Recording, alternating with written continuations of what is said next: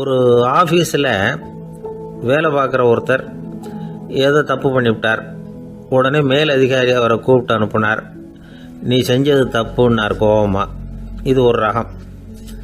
சில அதிகாரிகள் இப்படி நீங்கள் செஞ்சது தப்புன்னு சொல்கிறதில்ல, நீங்கள் செஞ்சது சரி அப்படின்னு சொல்கிறதில்ல.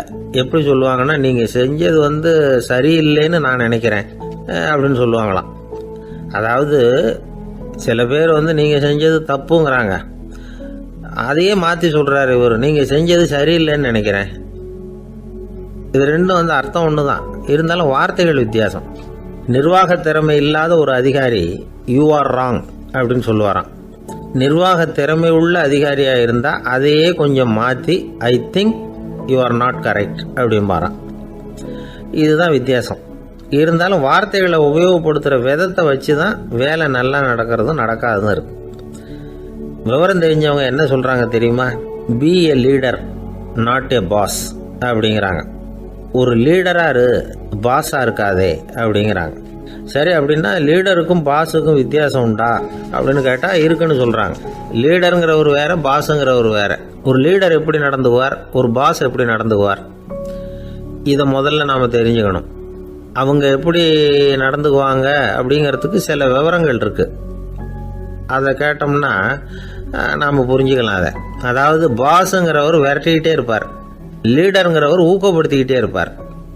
நாளைக்கு சாயந்தரத்துக்குள்ளே அந்த வேலையை செஞ்சு முடிக்கலைன்னா தொலைச்சி விடுவோம் தொலைச்சி அப்படிம்பார் அவர். இவர் எப்படி சொல்லுவார்னா, இது வரைக்கும் நீங்கள் செஞ்சுருக்கிற வேலை ரொம்ப அற்புதம் அப்படிம்பார். பாஸுங்கிறவர் அதிகாரத்தை நம்பி செயல்படுறவர், லீடருங்கிறவர் நல்லெண்ணத்தை நம்பி செயல்படுறவர். நம்மக்கிட்ட அதிகாரம் இருக்குது, பவர் இருக்குது, அதனால் காரியத்தை சாதிச்சுடலாம் அப்படின்னு நினைக்கிறவர் அவர். மற்றவங்க கிட்ட ஒரு நல்ல அபிப்பிராயத்தை சம்பாதிச்சுக்கிட்டு அது மூலமாக காரியங்களை சாதிக்கிறவர் இவர். பாஸுங்கிறவர் பயத்தை உண்டு பண்ணுவார், லீடருங்கிறவர் அன்பை பரவ செய்வார். அதை செய்யலைன்னா ஆடிட்டில் தகராறாயிடும், இது செய்யலைன்னா இன்க்ரிமெண்ட் கட் ஆகிடும், இப்படி ஏதாவது சொல்லி பயமுறுத்திக்கிட்டே இருப்பார் அவர். இவர் அப்படி இல்லை. உடம்பு இப்படி இருக்குது, வீட்டில் எல்லோரும் சௌக்கியமாக இருக்கிறாங்களா, ஆஃபீஸில் எல்லாம் வசதியாக இருக்குதா, நான் ஏதாவது உதவி செய்யணுமா அப்படின்னு அன்புக்கு முக்கியத்துவம் கொடுப்பார். பாஸுங்கிறவர் எதுக்கெடுத்தாலும் நான் சொல்லிகிட்டு இருப்பார், லீடருங்கிறவர் நாமன்னு சொல்லிகிட்டு இருப்பார். பாஸுங்கிறவர் தப்புக்கு காரணம் யாருன்னு பார்ப்பார், லீடருங்கிறவர் தப்பு என்னன்னு பார்ப்பார். இதுதான் ரெண்டு பேருக்கு வித்தியாசம்.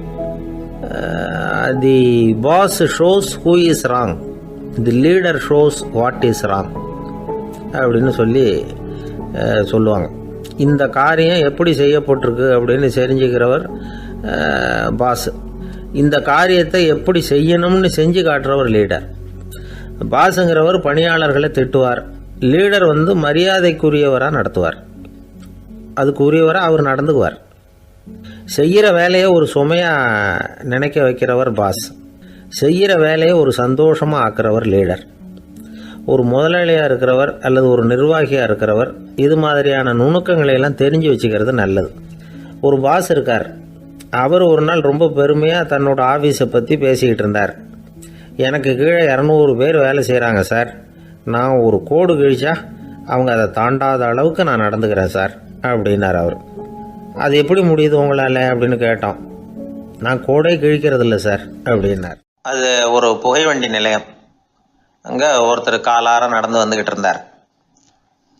அவர் தன்னுடைய வீட்டில் உட்காந்து ரொம்ப நேரம் எழுதுவார். எழுதுகிற நேரம் போக மற்ற நேரங்களில் தம்முடைய சொந்த வயல்களில் வேலை பார்ப்பார். அது முடிஞ்சதை என்ன பண்ணுவார்னா, பக்கத்தில் இருக்கிற புகைவண்டி நிலையத்துக்கு போவார். அங்கே கொஞ்சம் நேரம் அப்படியே காலார நடந்து வருவார். இது அவருடைய அன்றாட வழக்கம். அன்னைக்கு அது மாதிரி தான் அவர் நடந்து வந்துக்கிட்டு இருக்கிறார். அந்த சமயத்தில் அங்கே நடைமேடையில் ஒரு அம்மையார் நின்றுட்டு இருக்கிறாங்க. இவரை கண்டதும் கையை தட்டி கூப்பிட்டாங்க, இங்கே கொஞ்சம் வர முடியுமா அப்படின்னாங்க. இவர் போனார். என்னங்கன்னு விசாரித்தார். அந்த அம்மையார் விவரம் சொன்னார். ஐயா, நானும் என்னுடைய வீட்டுக்காரரும் இங்கே வந்தோம், அதுவும் நிற்கிதே அந்த ரயிலில் ஏறி ஊருக்கு போகணும். என்னுடைய வீட்டுக்காரரு அதுவும் அந்த உணவு விடுதிக்கு போயிருக்கார், இன்னும் வரல. அவர் வர்றதுக்குள்ளே ரயில் புறப்பட்டுரும் போல இருக்கு, நீங்கள் ஓடி போய் அவரை அழைச்சிக்கிட்டு வர முடியுமா அப்படின்னு கேட்டாங்க. சரின்னார் இவர். உடனே அந்த அம்மா தன்னுடைய கணவர் எப்படி இருப்பார் அப்படிங்கிற அடையாளங்களை கொஞ்சம் சொல்லி அனுப்புனாங்க. போய் தேடிக்கிட்டு இருக்க வேண்டாமேங்கிறதுக்காக. பார்க்குறதுக்கு இப்படி இருப்பார், இந்த மாதிரி ஆடை அணிஞ்சிருப்பார் அப்படின்னு விவரமாக சொன்னாங்க. அதை அவர் கவனமாக கேட்டுக்கிட்டார். நீங்கள் போய் அழைச்சிட்டு வாங்க, வந்த உடனே உங்களுக்கு உண்டான கூலியையும் கையோடு கொடுத்து விட்றேன் அப்படின்னாங்க அந்த அம்மா. இவர் போனார். அந்த அம்மா சொன்ன அடையாளங்களை வச்சு அவர் வீட்டுக்காரரை கையோட கூட்டிகிட்டு வந்துட்டார். கொண்டுட்டு வந்து அந்த அம்மா கிட்ட ஒப்படைச்சார். உடனே அவரும் ஏற்கனவே சொன்ன பிரகாரம் அவருக்கான கூலி பணத்தையும் கொடுத்தாங்க. அவரும் எதுவும் மறுப்பு சொல்லாமல் அதை வாங்கிக்கிட்டார். வாங்கிக்கிட்டு திரும்பினார். அந்த சமயத்தில் எதிரில் வந்த ஒருத்தர் அவர் அடையாளம் கண்டுபிடிச்சிக்கிட்டார். அவங்க 2 பேரும் பேசிக்கிறது இவங்க காதில் விழுந்தது. அப்போ தான் இவங்களுக்கு அது புரிஞ்சுது. இவங்ககிட்ட கூலி வாங்கினவர் யாருன்னா அவர் தான் பேரறிஞர் லியோ டால்ஸ்டாய் அப்படிங்கிறது புரிஞ்சுது. அவங்க 2 பேரும் பேசிக்கிறத வச்சு ரஷ்ய நாட்டின் மிகப்பெரிய ஞானி லியோ டால்ஸ்டாய், சோவியத் நாட்டின் ஈடு இணையற்ற இலக்கிய மேதை. இது தெரிஞ்ச உடனே அந்த அம்மா அவர்கிட்ட ஓடினாங்க. ஐயா, உங்களுக்காக நான் கூலி கொடுத்தேன், நான் பெரிய தவறு பண்ணிவிட்டேன் அப்படின்னு சொல்லி வருத்தப்பட்டாங்க. பரவாயில்ல, ஆனால் நீங்கள் எனக்கு கொடுத்த கூலி பணத்தை நான் திருப்பி கொடுக்க மாட்டேன். ஏன் தெரியுமா? அது நான் உழைச்சி பெற்ற தொகை அப்படின்னார். யாருக்குமே அதிக மகிழ்ச்சியை தரக்கூடிய பணம் எதுன்னு கேட்டால் அது அவங்க உழைப்புக்கு ஊதியமாக கிடைக்கிற பணம் தான். நம்ம ஆட்கள் சில பேருக்கு உழைக்காமல் கிடைக்கிற தீய வழியில் வருகிற பணம் கூட மகிழ்ச்சியை கொடுக்கும்.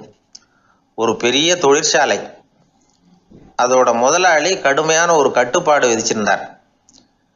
அது என்ன கட்டுப்பாடுன்னா, இந்த தொழிற்சாலைக்கு உள்ள யாரும் சிகரெட்டு பிடிக்கக்கூடாது அப்படிங்கிறது தான். ஒரு நாள் இந்த முதலாளி தன்னுடைய தொழிற்சாலையை சுற்றி பார்த்துக்கிட்டு வரார். அப்போது ஒரு இளைஞன் உள்ள சிகரெட்டு பிடிச்சிக்கிட்டு இருந்தான். அதை பார்த்து விடுறார். அவ்வளவுதான், அவருக்கு கோபம் வந்துட்டுது.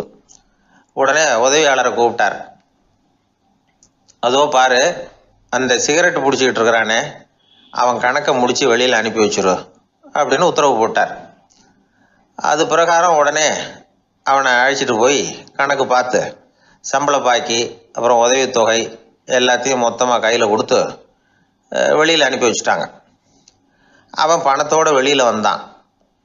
ஏதோ யோசனை பண்ணபடியே நின்றுக்கிட்டு இருந்தான். அவன் என்னப்பா யோசிக்கிற அப்படின்னாரு எதிரில் வந்தவர். இவன் சொன்னான், ஒன்றும் இல்லை, என்னோட நண்பன் ஒருத்தனை பார்க்கறதுக்காக உள்ளே போனேன். பேர் என்னன்னு கேட்டுவிட்டு ஒரு 50,000 ரூபா பணத்தையும் கொடுத்து வெளியில் அனுப்பி வச்சுட்டாங்க. அதுதான் ஏன்னு புரியல, யோசனை பண்ணிகிட்டு இருக்கிறேன் அப்படின்னு நானாக்குவேன்.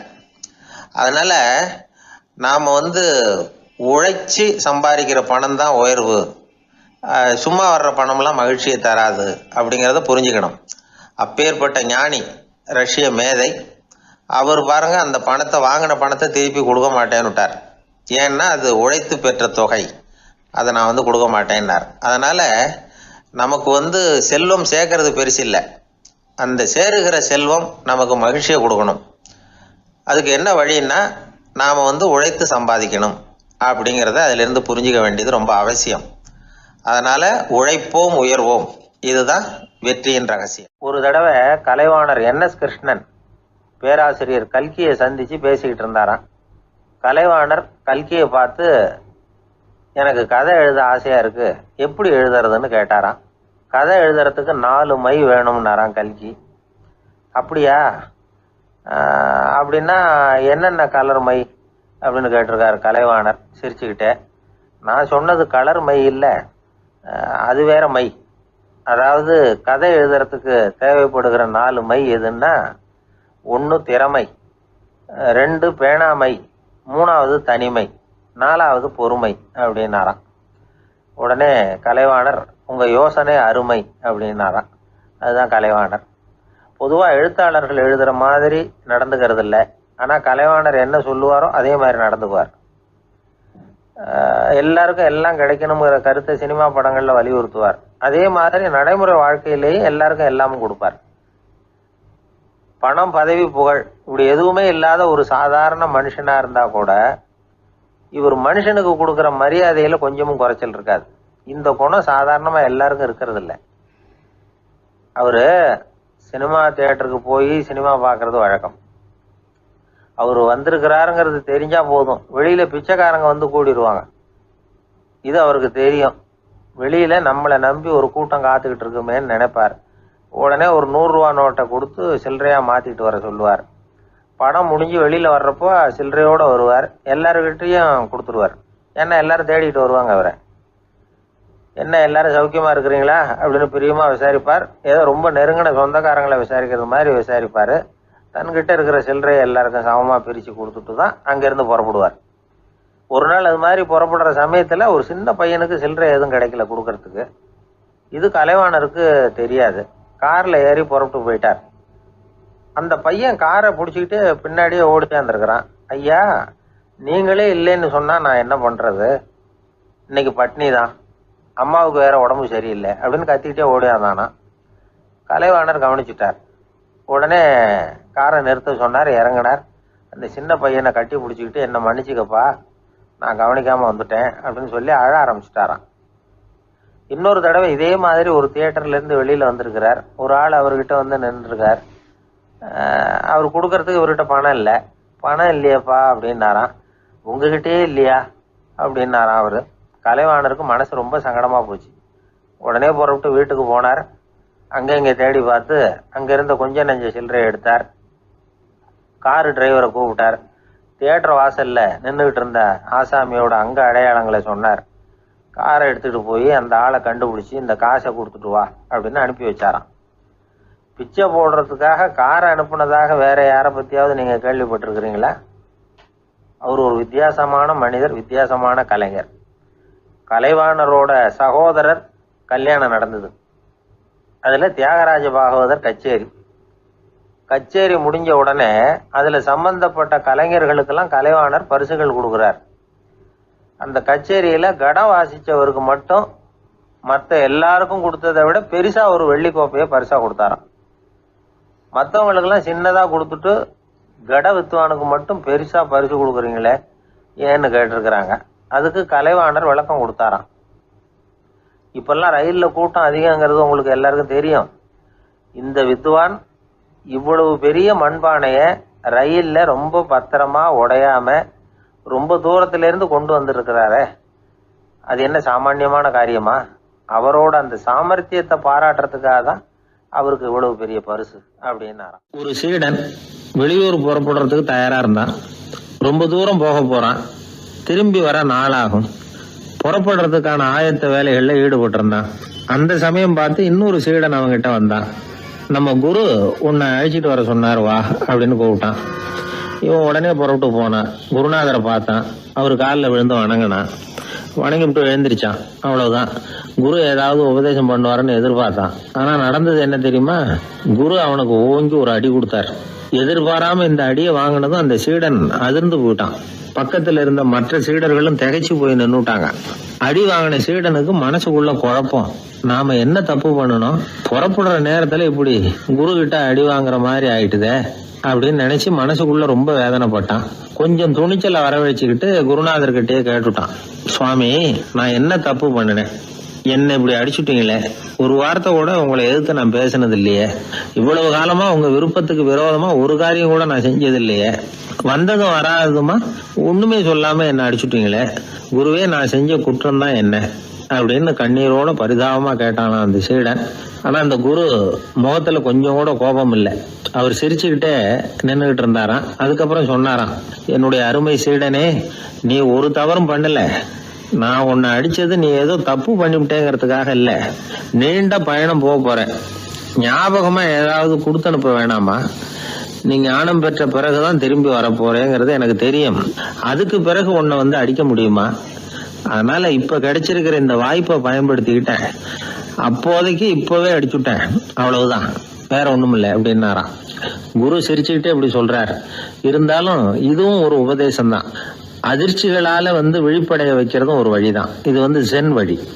பெரும்பாலும் அதிர்ச்சியின் மூலமாகவே ஞான தரிசனத்தை அருள்கிறவர்கள் தான் ஜென் குருமார்கள். நம்ம தியானம் தான் ஜென்.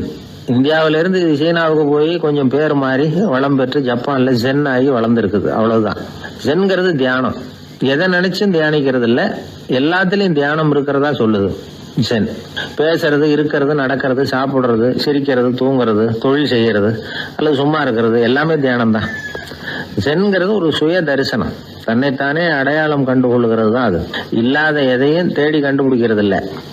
சென் மார்க்கத்தை பத்தி ஓஷோ என்ன சொல்றாரு தெரியுமா? காணாமல் போன தன்னுடைய மூக்கு கண்ணாடி தன்னுடைய மூக்கின் மேல் இருப்பதை கண்டுகொள்வது போன்றது சென் அப்படிங்கிறார். நம்மால் இன்னொருத்தர் முகத்தை ரொம்ப நேரமா உத்து பார்த்துக்கிட்டு இருந்தார். என்ன பாக்குறீங்கன்னாரு அவரு. நீங்க போட்டிருக்கீங்களே மூக்கு கண்ணாடி, அதை தான் பாக்குறேன்னாரு இவரு. நீங்க அப்படி பாக்குறதுக்கு விசேஷ காரணம் ஏதாவது உண்டான்னு கேட்டார் இவர். உண்டுன்னார். என்னன்னு கேட்டார். நேத்திக்கு காணாம போன என்னோட மூக்கு கண்ணாடி அது அப்படின்னாராம் இவர். ஒருத்தர் இருந்தான், வாழ்க்கையில மகிழ்ச்சியா இருக்கணும்னு ஆசைப்பட்டான். அதுக்கு என்ன வழின்னு 4 பேருகிட்ட யோசனை கேட்டான். பணம் இருந்தா மகிழ்ச்சி தானா வரும், அதனால பணம் சம்பாதிக்கிற வழியை பாரு, அதுக்கப்புறம் நீ தேடிட்டு இருக்கிற மகிழ்ச்சி உன்னை தேடிட்டு வந்து சேரும்னாங்க. அப்படின்னா மகிழ்ச்சி இருக்கிற இடம் பணம் தான் அப்படின்னு அவன் முடிவு பண்ணிக்கிட்டான். அதை சேர்க்க ஆரம்பிச்சான். கொஞ்ச நாள்ல பெரிய ஆளாயிட்டான். செல்வம் நிறைய சேர்ந்து போச்சு. இப்பவும் அவனுக்கு மகிழ்ச்சி கிடைக்கல. மறுபடியும் நண்பர்கள் கிட்ட யோசனை கேட்டான். பணம் சேர்த்தா மட்டும் இன்பம் வந்துடாது, அதை செலவு பண்ணு, பணம் மூலமா இன்பத்தை தேடு, கிடைக்கும் அப்படின்னு யோசனை சொன்னாங்க. உடனே அந்த பணத்தை எடுத்துக்கிட்டு ஊர் பூரா சுத்தினான். வெளிநாடுகள்லாம் போனான், சுத்தி பார்த்தான். அப்புறம் அவனுக்கு விருப்பமானதையெல்லாம் வாங்கி சாப்பிட்டு பார்த்தான். மது, போத பழக்கம், இப்படி எதுலயும் ஈடுபட்டு பார்த்தான். கல்யாணம் பண்ணிக்கிட்டான், குடும்பம் நடத்தினான். எப்படி இருந்தாலும் அவன் எதிர்பார்க்கிற மகிழ்ச்சி அவனுக்கு கிடைக்கல. அதனால மகிழ்ச்சிங்கிறது எங்க இருக்குங்கிற ரகசியத்தை அவனால கண்டுபிடிக்கவே முடியல. கடைசியா ஒரு பெரியவர்கிட்ட யோசனை கேட்டான். அவரு சொன்னார், இல்லறத்திலேயும் உனக்கு மகிழ்ச்சி கிடைக்கலன்னா உனக்கு துறவரத்துலதான் அது கிடைக்கும்னு நினைக்கிறேன். சரி, அதையும் தான் முயற்சி பண்ணி பாப்போமே அப்படின்னு அவன் முடிவு பண்ணிக்கிட்டான். துறவரம்னா சும்மாவா? எல்லாத்துக்கும் அவன் துணிஞ்சுட்டான். வீட்டுல இருந்த நகை, பணம், பவுனு, வைரம், வைடூரியம் எல்லாத்தையும் ஒரு மூட்டையா கட்டி எடுத்துக்கிட்டான். ஒரு யோகியை தேடிட்டு போனான். அவர் காலடியில கொண்டுட்டு போய் வச்சான். அவர் நிமிர்ந்து பார்த்தார். என்ன இதெல்லாம்னார். இதெல்லாம் இனிமே எனக்கு தேவையில்லைன்னா. சரி, அப்படின்னா உனக்கு என்னதான் தேவைன்னார். எனக்கு மகிழ்ச்சி தேவை, மன அமைதி தேவைன்னா.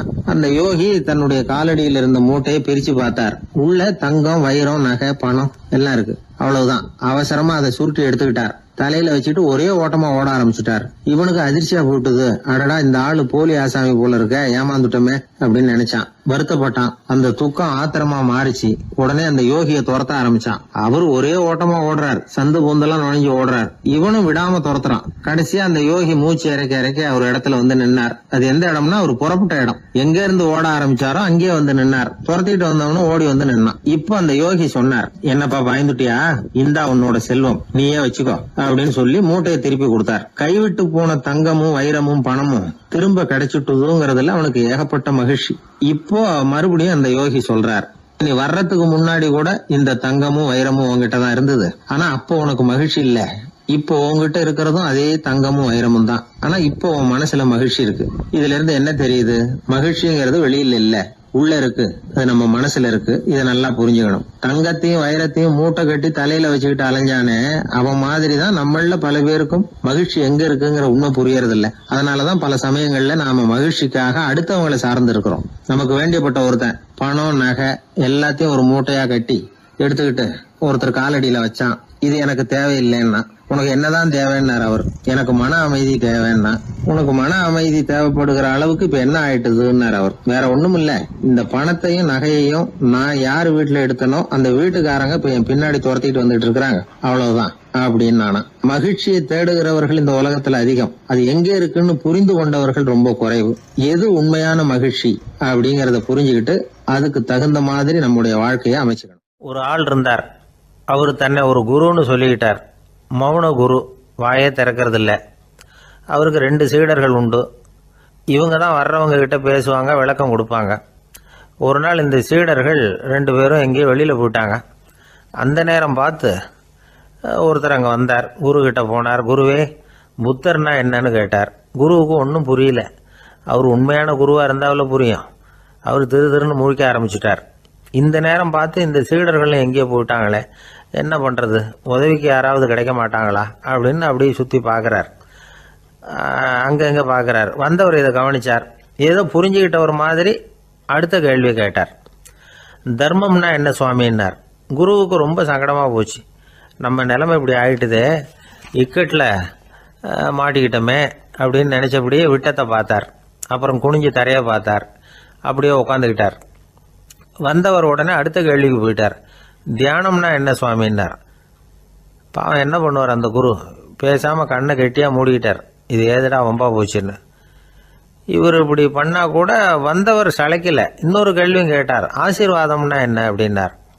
இவர் பார்த்தார், இப்படியே போனால் இவர் கேள்வி கேட்குறத நிறுத்த மாட்டார் அப்படின்னு நினச்சிக்கிட்டு எனக்கு ஒன்றுமே தெரியாதுங்கிற பாவனையில் 2 கையையும் விரித்து காட்டினார்.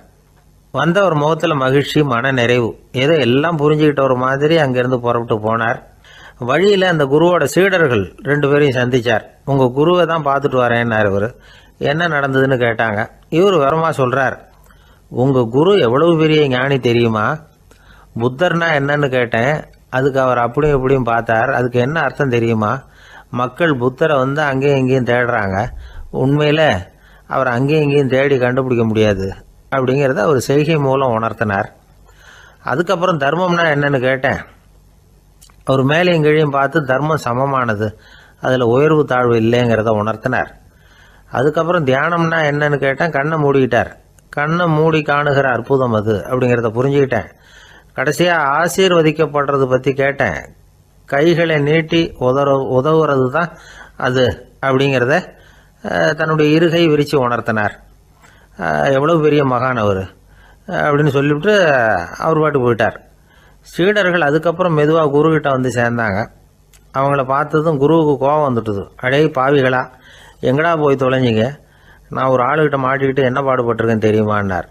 இது மாதிரி தான் நாம் சாதாரண மனிதர்களின் புற வேடங்களிலேயே மயங்கி போயிடுறோம். அவங்க பேச்சு, செய்கை, பார்வை இதிலெல்லாம் ஏதோ பெரிய தத்துவம் இருக்கிறதாக நினச்சிக்கிறோம். உண்மையிலேயே அந்த தத்துவங்கள் யாருக்கு சொந்தம்? அவங்களுக்கு இல்லை, நமக்கு தான் சொந்தம். நாம் தானே அதை கற்பிச்சுக்கிட்டோம். நம்மை நாம் அடையாளம் கண்டுக்கிறது இல்லை. நாம் யாருங்கிறது நமக்கு புரியறதில்ல. அதுதான் இன்றைக்கி நடக்கிறது. அதனால தான் அடுத்தவங்களை தேடி ஓடிக்கிட்டு இருக்கிறோம். சில வீடுகளில் கூட இது மாதிரி சைகைகள் உண்டு. சில குடும்ப தலைவர்கள் தினமும் காலையில் கண்ணை கெட்டியாக மூடிக்கிட்டு கை 2ஐயும் சுத்தமாக விரித்து வச்சுக்கிட்டே உட்காந்து தியானம் பண்ணுறது வழக்கம். எதுக்காக அப்படி பண்ணுறீங்கன்னு ஒருத்தரை பார்த்து கேட்டேன். இந்த மாதம் வாங்கின சம்பளம் பூரா தீர்ந்து போச்சு, இனிமேல் என் கையில் சுத்தமாக ஒன்றும் இல்லை, புதுசாக எதுவும் செலவு வச்சுடாதே அப்படிங்கிறத அப்படி உள்ளங்கை 2ஐயும் விரித்து காட்டி அவங்களுக்கு உணர்த்துறேன் அப்படின்னார். கணவன் மனைவி அன்பாக இருக்கணும், ஒருத்தர் நல்லா புரிஞ்சுக்கணும், விட்டு கொடுக்குற மனப்பான்மை வேணும். அதுதான் ஒரு நல்ல குடும்பம். இன்றைக்கி பல குடும்பங்களில் அர்த்தமில்லாத சண்டைகள் தான் அதிகம். கிராமப்புறங்களில் வேடிக்கையாக ஒரு கதை சொல்லுவாங்க. ஒரு ஊரில் ஒரு ஆள் இருந்தான். வேலை வெட்டி இல்லாமல் சும்மாவே இருந்தான். அவனுக்கு கல்யாணம் பண்ணி வச்சாங்களாம். மனைவி சேர்ந்தா. சும்மாவே உட்காந்துருக்கிறியே, ஏதாவது சம்பாதிக்கிற வழியை பாரு அப்படின்ட்டு இருக்கா. அதுக்கு தான் யோசனை பண்ணிகிட்டு இருக்கிறேன், ஒரு அருமையான ஐடியா அப்படின்னு நானா. என்ன அது சொல்லு அப்படின்ட்டுருக்கா. அவள் ஒரு ஆட்டுக்குட்டி வாங்க போகிறேன்னு இருக்கான். அதை வாங்கி என்ன பண்ண போகிறேன்னா, அந்த குட்டி வளரும், பெருசாகும், அதுக்கப்புறம் அது நிறைய குட்டி போடும் அப்படின்ட்டுருக்கான். சரி, அப்புறம் என்ன, அதையெல்லாம் சந்தையில் கொண்டுட்டு போய் விற்றுவிட்டு அந்த காசுக்கு ஒரு எருவு மாடு வாங்கலாம். சரி, அது எதுக்கு? எருவு மாடு நிறைய பால் கொடுக்கும், அதை கொண்டுகிட்டு போய் பால் பண்ணையில் கொடுப்பேன், அல்லது நானே விற்றுருவேன், கை நிறைய காசு கிடைக்கும். அதுக்கப்புறம் ஒரு பசுமாடு வாங்குவேன், பாலையும் விற்கலாம், நாமளும் காய் போட்டு சாப்பிட்லாம், இப்படிலாம் சொல்லியிருக்கான்.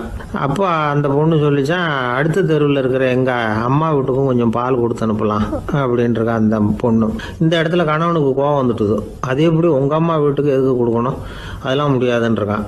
இந்த இடத்துல சண்டை ஆரம்பமாயிட்டுது. கொஞ்ச நேரத்தில் 2 பேரும் சத்தம் போட ஆரம்பிச்சிட்டாங்க. கடுமையான சண்டை நடக்கிறத பக்கத்து வீட்டுக்காரன் காதில் வாங்கினான். அவன் ஓடியாந்தான். அவனுக்கு தெரியும், வாங்காத மாட்டுக்காக இப்படி சண்டை போட்டுக்கிட்டு இருக்கிறாங்கங்கிறது அவனுக்கு புரியும். அவன் ஓடி சொன்னான், ஏண்டா உன்னோட பசுமாட்டை ஒழுங்காக கட்டி போடக்கூடாதான்னு இருக்கான். என்னடா சொல்கிறேன்னா, இவன் உன் மாடு என் தோட்டத்தில் மேய்ஞ்சுட்டுது, பயிரெலாம் நாசமாயிட்டுது, 10,000 ரூபா அளவுக்கு சேதம், அதை வாங்கிட்டு போகிறதுக்கு தான் வந்தேன், குடுறா 10,000 நானா. இவன் அரண்டு போயிட்டான். அப்புறம் சொன்னான், டே நான் இன்னும் மாடே வாங்கலையே, அதுக்குள்ளே அது எப்படிடா உன் தோட்டத்தில் மேயும், என்னடா உளறேன்ருக்கான். நீ தாண்டா இப்போ உளறிக்கிட்டு இருக்க, மாடே வாங்கலை, அதுக்குள்ளே எப்படிடா உன்னுடைய மனைவி அவங்க அம்மா வீட்டுக்கு பால் கொடுத்து அனுப்ப முடியும் அப்படின்னு அவன் கேட்டானா. நம்ம ஆளுக்கு இப்போ தான் புத்தி வந்துதான். அர்த்தமே இல்லாத சண்டை போட்டுக்கிட்டு இருக்கிறோம் அப்படிங்கிறத அவன் புரிஞ்சுக்கிட்டானான். இது நம்ம முன்னோர்கள் சொல்லியிருக்கிற ஒரு கதை. சண்டையில் தான் அர்த்தம் இல்லையே தவிர கதையில் அர்த்தம் உண்டு.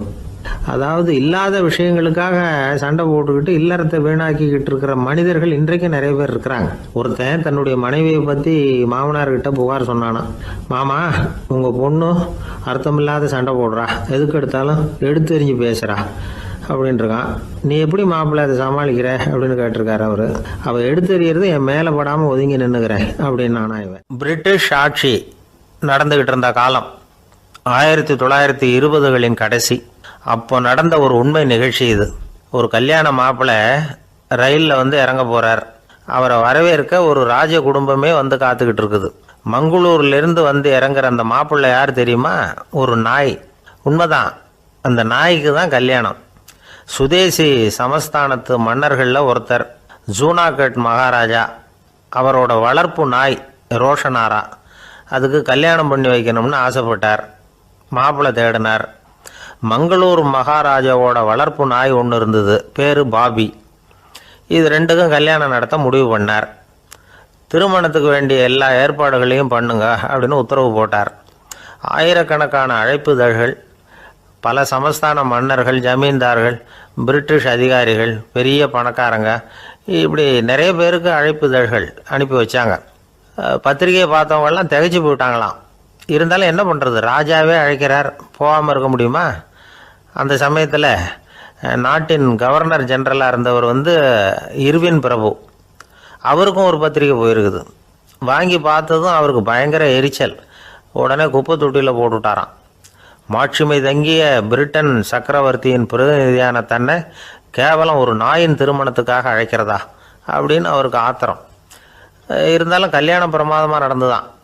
கல்யாணத்தன்னைக்கு பொண்ணுக்கு ஸ்பெஷல் குளியல், தண்ணீருக்கு பதிலாக வாசனை திரவியங்கள், பன்னீர், குளித்ததுக்கு அப்புறம் அலங்காரம், வைர மாலை, முத்து மாலை, ஏகப்பட்ட அலங்காரம். மாப்பிள்ளையை அழைக்கிறதுக்கு ரயில்வே ஸ்டேஷனில் ராஜ குடும்பமே காத்துக்கிட்டு இருக்குது. அவங்களோட வளர்ப்பு நாய்கள் 250. அத்தனை நாய்களுக்கும் பட்டு துணி போத்தி இருக்குது. முத்து வடங்கள் அணிவிச்சிருக்கிறாங்க. எல்லாம் ராஜ நாய்கள். அதுகளையும் வீதியில் நடக்க விடலையாம். அதுகளை சுமந்துக்கிட்டு போக அலங்கரிக்கப்பட்ட யானைகள் காத்துக்கிட்டு இருக்குதான். மாப்பிள்ளைக்கு வரவேற்பு எப்படி தெரியுமா? அது நடந்து வர்ற பாதை பூரா ரத்தன கம்பளம் விரிச்சிருக்குது. 2 பக்கமும் ராஜாங்க அதிகாரிகள் கைகட்டி நிற்கிறாங்க. அரசு படை வீரர்கள் அணிவகுப்பு மரியாதை செலுத்துகிறாங்க. அந்த நாய் ராஜ மரியாதையோடு நடந்து வருது. நகையெல்லாம் போட்டுக்கிட்டு வருது. திருமண மண்டபத்துக்கு சேருது. அங்கே கல்யாணம் அமோகமாக நடக்குது. இந்த திருமணத்தை முன்னிட்டு அந்த ஜூனாகட் சமஸ்தானத்துக்கு 3 நாள் விடுமுறை வேறு. கல்யாணத்துக்கு வந்திருந்தவங்களுக்கெல்லாம் ஏக தடபுடலாக விருந்து, நாட்டியம் எல்லாம் பிரமாதமாக நடந்து தான். இந்த கல்யாணத்தில் கலந்துக்க வந்திருந்த மற்ற சமஸ்தானத்து மன்னர்கள், தீவான்கள், அரச குடும்பத்தினர், இப்படி அவங்க 700 பேராம். அவங்க போகிறதுக்காக விசேஷ ரயில்கள்லாம் வேற விட்டுருக்காங்க. கல்யாணம் முடிஞ்சதும் அந்த நாய் தம்பதிகளோட பெரிய பெரிய மன்னர்கள்லாம் ஒன்றா உட்காந்து சாப்பிட்டாங்களாம். ஏர் கண்டிஷன் அறையில் அந்த தம்பதிகள் கொஞ்ச காலம் வாழ்ந்துருக்கிறாங்க. கொஞ்ச நாளில் மாப்பிள்ளைக்கு மரியாதை குறைய ஆரம்பிச்சுட்டுது. வெளியில் துரத்தி விட்டாங்களாம். அந்த பெண் நாய் மட்டும் ராஜ போகங்களை அனுபவித்து வந்து தான். இந்த கல்யாணத்தை பார்த்துட்டு தொடர்ந்து மற்ற சமஸ்தானத்து மன்னர்களும் நாய் திருமணங்கள் நடத்த ஆரம்பிச்சுட்டாங்களாம். இது உண்மையில் நடந்திருக்குது. இப்படி அது இருக்கட்டும். இப்போ நம்ம கதைக்கு வருவோம். ஒரு ராஜாவுக்கு ரொம்ப நாள் கழித்து ஒரு குழந்தை பிறந்து தான். அரண்மனை ஜோசியரை கூப்பிட்டுருக்கார் ராஜா. ஜோசியரே, என் மகன் வருங்காலத்தில் சிறந்த வாள் வீரனாக வரணும்னு ஆசைப்படுறேன். வருவானாங்கிறத கொஞ்சம் பார்த்து சொல்லுங்களேன் அப்படின்னாராம். ஜோசியர் சொன்னார், மன்னா, உங்கள் புள்ள வாள் வீரனாக வர்றது கஷ்டம். ஆனால் அவரும் உங்களை மாதிரியே நாய்க்குட்டிகள் பேரில் பிரியமாக இருப்பார். அதுகளுக்கு கல்யாணமும் பண்ணி வைப்பார் அப்படின்னாராம். அது எப்படி கண்டுபிடிச்சிங்க அப்படின்னு கேட்டிருக்கார் ராஜா. அரசே, உங்கள் பிள்ளைக்கு வாள் மேலே உள்ள பிரியத்தை காட்டிலும் நாய் மேலே உள்ள பிரியம் அதிகங்கிறதுக்கான அறிகுறி இப்போவே தெரியுது. நல்லா கவனித்து பாருங்கள். அவர் வாழ்னு கத்துறாரு அப்படின்னாரு. கவனித்து பார்த்துட்டு அப்படி எனக்கு காதில் விழலையே அப்படின்னாராம் மன்னர். அதனால தான் சொன்னேன், அவர் கத்துறது வாழ்னு கத்தலை, வள்ளுன்னு கத்திக்கிட்டு இருக்கார். அதனால தான் அப்படி சொன்னேன் அப்படின்னாராம் அரண்மனை ஜோசியர். 21ஆம் வருஷம் செப்டம்பர் மாதம் 22ஆம் தேதி மதுரை மேலமாசி வீதியில் உள்ள ஒரு வீடு. அங்கே அன்னைக்கு நடந்த ஒரு அற்புத நிகழ்ச்சி பின்னாடி உலக மக்களையெல்லாம் ஆச்சரியப்பட வச்சுது. இந்திய வரலாற்றிலேயே அது ஒரு முக்கியமான நிகழ்ச்சி. உலக மக்கள் கவனமெல்லாம் காந்திஜியின் பக்கம் திரும்புறதுக்கு காரணமாக இருந்த நிகழ்ச்சி அது. கதர் துணி பிரச்சாரத்துக்காக காந்திஜி மதுரைக்கு வந்திருந்தார். சென்னை துணி வணிகர் சங்கத்தின் துணைத் தலைவர் ஒருத்தர் இருந்தார், ராம்ஜி கல்யாண் சேட்ஜி. அவருடைய வீடு மதுரை மேலமாசி வீதியில் இருந்தது. அந்த வீட்டில் தான் காந்திஜி தங்கியிருந்தார். அப்போது வயலுக்கு போகிற உழவர்கள்லாம் சின்ன சின்ன துண்டை இடுப்பில் கட்டிக்கிட்டு கலப்பையை தூக்கிக்கிட்டு தெருவில் நடந்து போகிறத கவனித்தார். ஏற்கனவே சேலத்துக்கு தெற்க பல பகுதிகளில் ஆண்களும் பெண்களும் அரைகுறை ஆடைகளோடு உழைச்சிக்கிட்டு இருக்கிறத கண்ணால் கண்டிருக்கிறார் அவர். இந்தியரின் சராசரி உடை இவ்வளவு தான் அப்படிங்கிறத புரிஞ்சுக்கிட்டார். மனசை என்னவோ பண்ணியிருக்குது. ராத்திரி பூரா அதை பற்றியே யோசனை. 22/9/21 வியாழக்கிழமை காலையில் காந்திஜி எழுந்திருக்கிறார். அவர் கூட தங்கியிருந்தவங்களையெல்லாம் பார்த்து சொன்னார், இன்னையிலேருந்து அறையில் முழு அகலத்துண்டு தான் கட்டுவேன். குளிர் அதிகமாக உள்ள காலங்களில் மட்டும் போர்வை ஒன்றும் உபயோகப்படுத்துவேன். மற்றபடி மேலங்கியோ குல்லாவோ எதுவும் போட்டுக்க மாட்டேன். தற்காலிகமாக இந்த ஏற்பாட்டை 1 மாதத்துக்கு ஏற்றுக்குவேன். அதுக்கு பிறகு உசிதம் போல் எண்ணி பார்த்து முடிவு பண்ணுவேன் அப்படின்னார். அவருடைய குரல் உறுதியாக இருந்துதான். உடனே செயலில் இறங்கினார். தம்முடைய 10 முழ வேட்டி, மேலங்கி, உள் சட்டை, குல்லா எல்லாத்தையும் களைஞ்சார். வேட்டியிலிருந்து ஒரு 4 முழ துணியை எடுத்துக்கிட்டார். இதுக்கு உதவி செஞ்சவர் அன்னைக்கு விருதுநகரில் பிரபல தொண்டராக இருந்த பழனிக்குமார பிள்ளை. வெட்டி எடுத்த துண்டை நீள வாக்கில் ரெட்டையாக மடித்தார். அதை இடுப்பில் துண்டு மாதிரி கட்டிக்கிட்டார். தலையில் சின்ன உச்சி குடுமி, அறையில் சின்ன துண்டு. அண்ணல் காந்தி ஆண்டி கோலத்தில் காட்சி அளிக்கிறார்.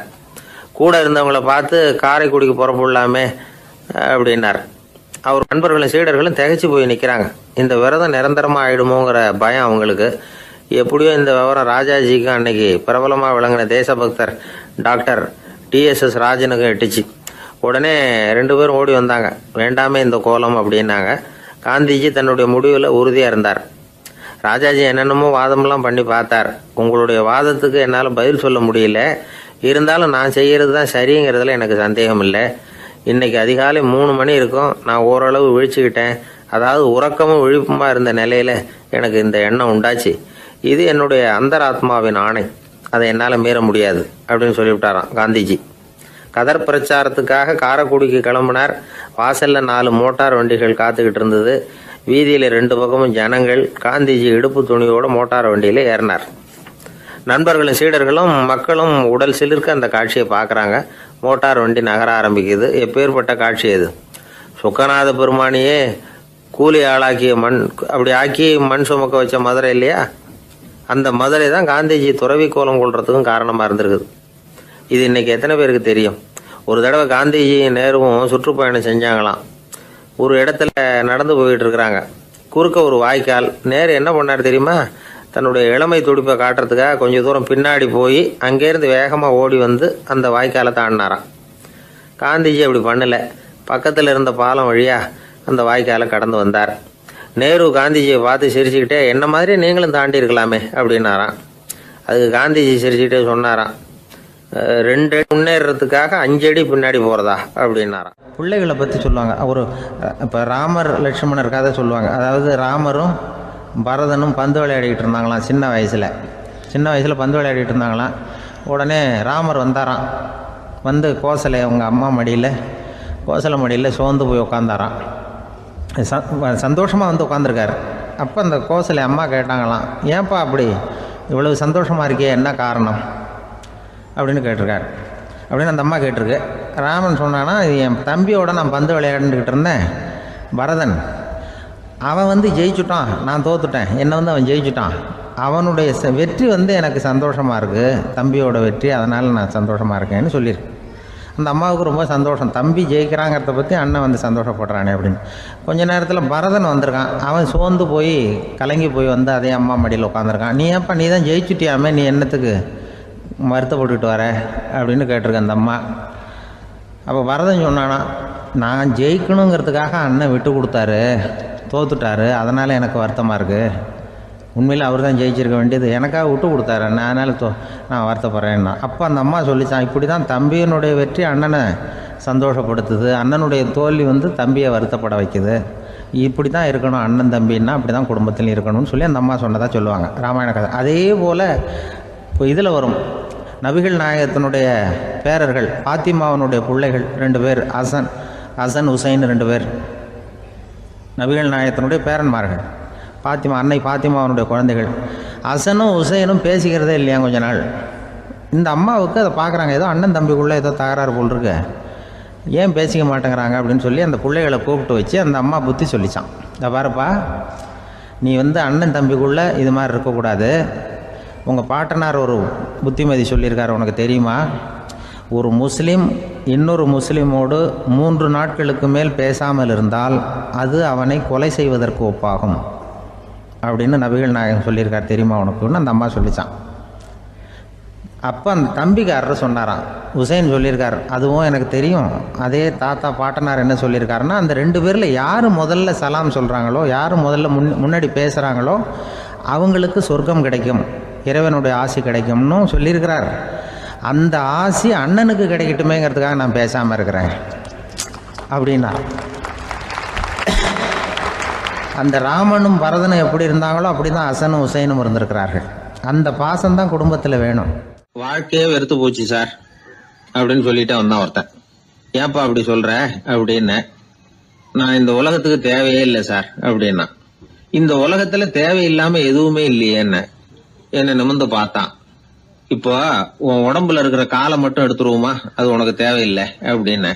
அது எப்படி, நடக்கிறதுக்கு அது வேணாமான்னா. சரி அதை விட்டுரு, கையை மட்டும் எடுத்துருவோம் அப்படின்னு. அப்புறம் சாப்பிடுறது எப்படின்னா.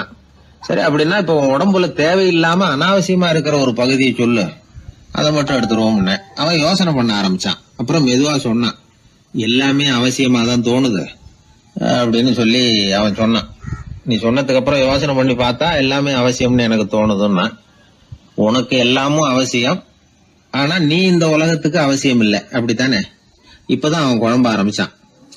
இன்னைக்கு பாருங்க, நிறைய இளைஞர்கள் இப்படிதான் தன்கிட்ட என்ன இருக்குங்கிறது தெரியாமலே தடுமாறிட்டு இருக்கிறாங்க. அவங்க யாருங்கிறது அவங்களுக்கு அடையாளம் தெரியறது இல்ல. விலங்குகள்லாம் பாருங்க, பறவைகள் மாதிரி விண்ணுல பறக்கணும் அப்படின்னு ஆசைப்படுறது இல்ல. ஒரு பசுமாடு பருந்து பறக்கிறத பார்த்துட்டு நாமளும் அந்த மாதிரி பறக்கணும் அப்படின்னு 4 காலையும் தூக்குறது இல்ல.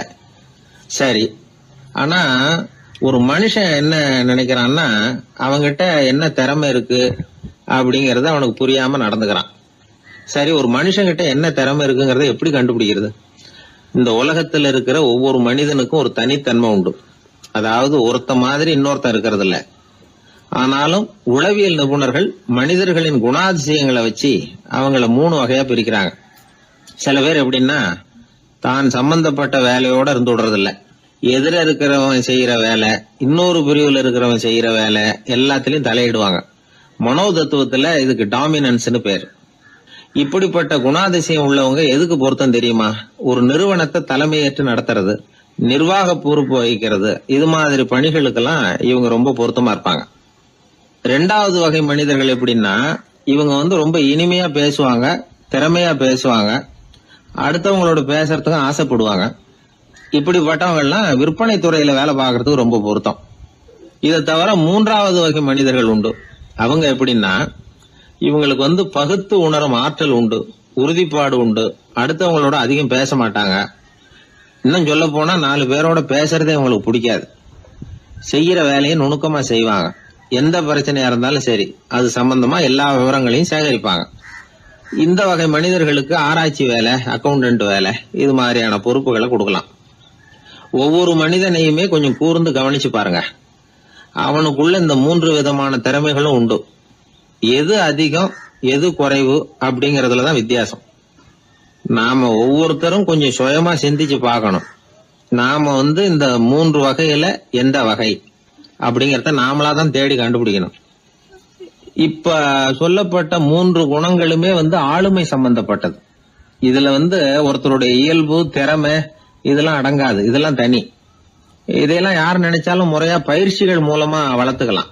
இப்ப திறமைய பயிற்சி மூலமா நம்ம வளர்த்துக்கலாம், இயல்பு இதையெல்லாம் வளர்த்துக்கலாம். முன்னாடி சொன்னது மாதிரி நாம எந்த வகையான ஆசாமிங்கிறத புரிஞ்சுக்கிட்டு அதுக்கு தகுந்த மாதிரி ஒரு வேலையை தேடிக்கிட்டோம்னா வாழ்க்கை நல்ல விதமா அமையும். அதுக்கப்புறம் நான் இந்த உலகத்துக்கு தேவையில்லை அப்படின்னு சொல்லிட்டு இருக்க வேண்டிய அவசியம் வராது. அதனால நம்முடைய குணம் என்ன, நாம எப்படிப்பட்டவர் அப்படிங்கறத அடிப்படையில தெரிஞ்சுக்கிட்டு அதுக்கு தகுந்த மாதிரி ஒரு தொழிலை வாழ்க்கையில தெரிஞ்சுக்கிறது, ஏற்றுக்கிறது நல்லது.